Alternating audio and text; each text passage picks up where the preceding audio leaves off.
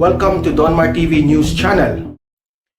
Mike Defensor nagsalita na tungkol kay Joy Belmonte noong may interview at pilit na ipinalayo yung microphone ng SMNI.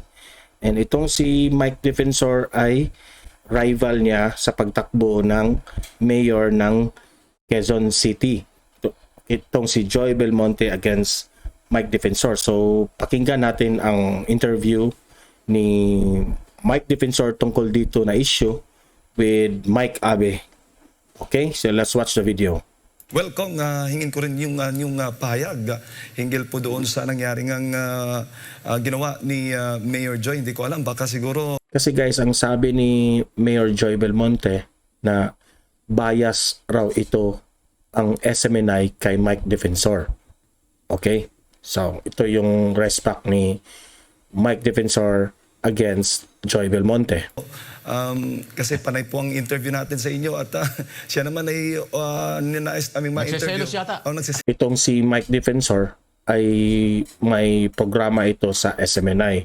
Kaya nasabi ni Joy Belmonte na bias raw ang SMNI dito.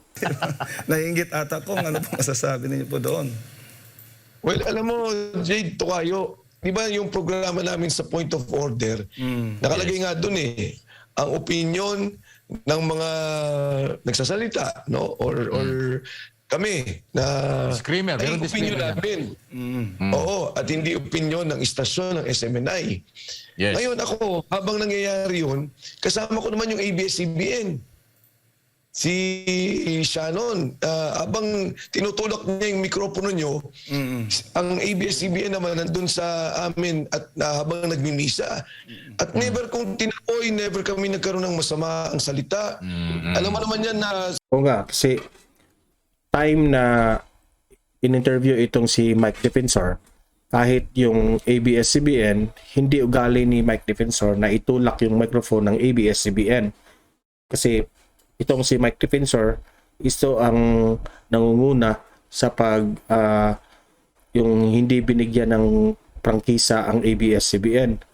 Pero itong si Mayor Joy Belmonte, na alam naman natin na isa raw ito sa stock owner ng ABS-CBN, kaya itong SMNI, during the interview, yung SMNI itinabi ng microphone.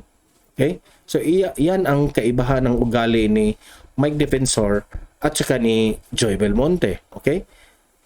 Mike Defensor, walang personalan. Kahit anong media ka, willing siyang mag-entertain, willing siyang mag-answers, willing siyang sumagot sa mga tanong. Pero kay Joy Belmonte at that time, no, parang ayaw niyang pansinin yung SMNI. Si Tokayong Mike, kilala ko na yan. Alam ko yan, Yes. Panahon, nung pang sa Congress, sa Malacanang Beat, normal yan Mayroong magsasalta laban sa'yo, may mga kritisismo laban sa'yo, pero hindi mo dapat siyang Ayan, di ba? Klarong-klaro yun guys. Makikita sa video na tinulak yung mic palayo na mic ng SMNI, microphone ng SMNI. sa'yo. Ayan. Pero hindi mo dapat siyang pinapersonal.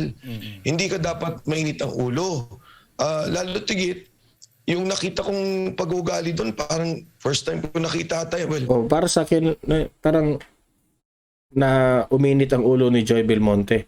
So, dapat ikaw, as a candidate, mayor ka man, local or national, dapat you must be calm and be professional sa lahat, especially sa mga media.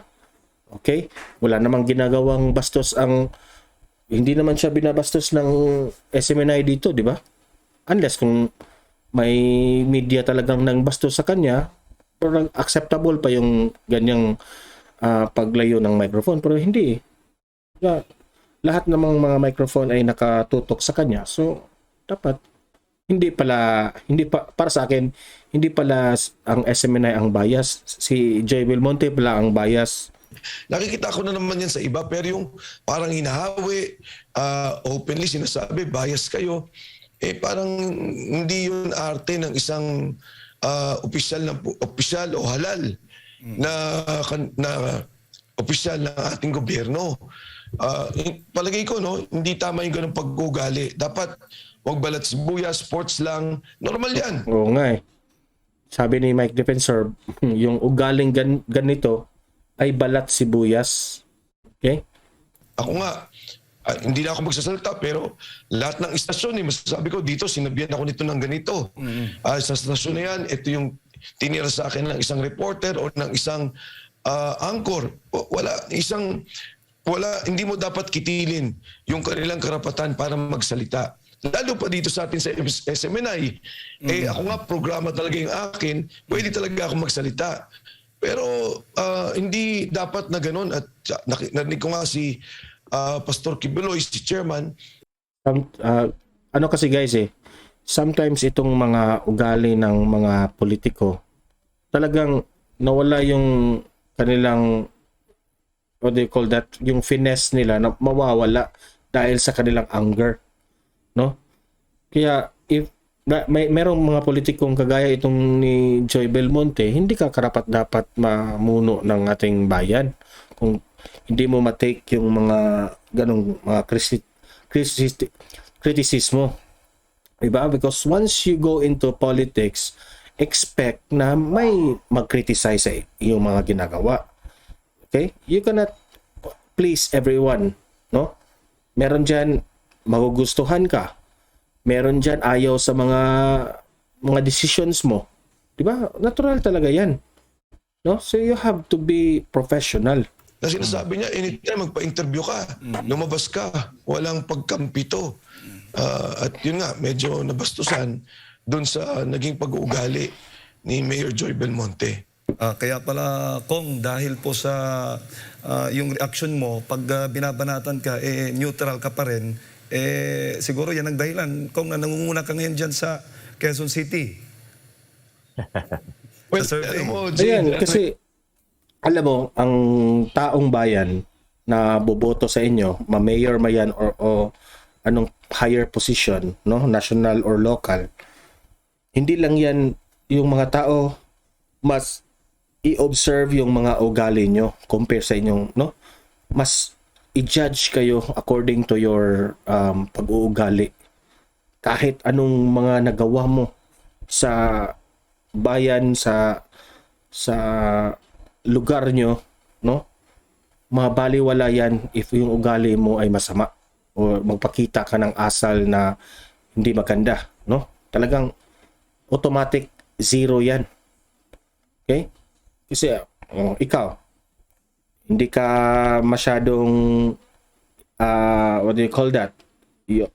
When it comes to mga projects ng isang lugar, ikaw ang mayor doon. Medyo, example lang to ha, Mike Defensor compared to Joy Belmonte. Itong si Mike Defensor, example lang, mahina siya. No? Slow ang kanyang progress ng kanyang mga proyekto. Pero pag ang kanyang pag-uugali ay maganda naman sa mata ng mga tao, there's a big tendency na ito pa rin si Mike Defensor ang iboboto. Example lang yan. Okay?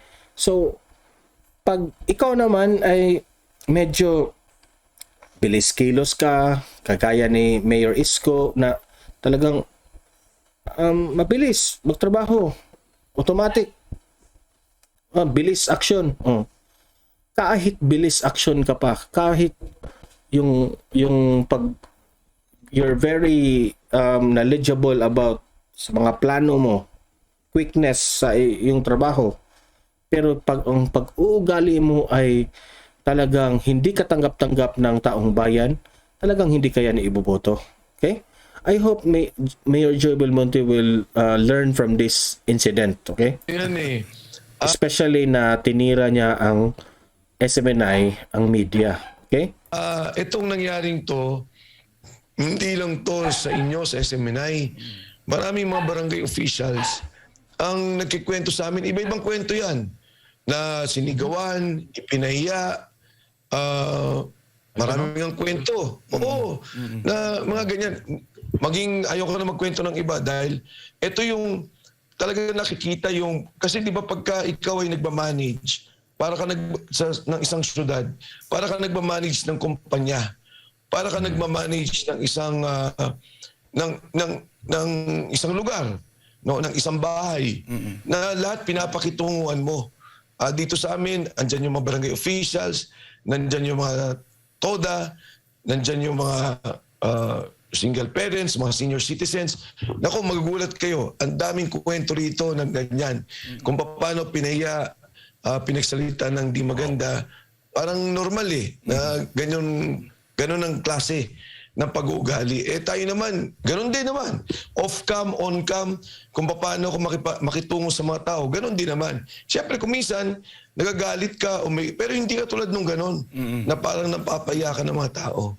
Subscribe to So, ayan guys, narinig na natin yung side ni Mike Defensor tungkol sa nangyaring insidente sa ginawa ni Mayor Joy Belmonte sa SMNI na itinulak ang microphone during sa mga interview. Parang dinidiscriminate niya yung SMNI kasi para sa kanya bias ang SMNI.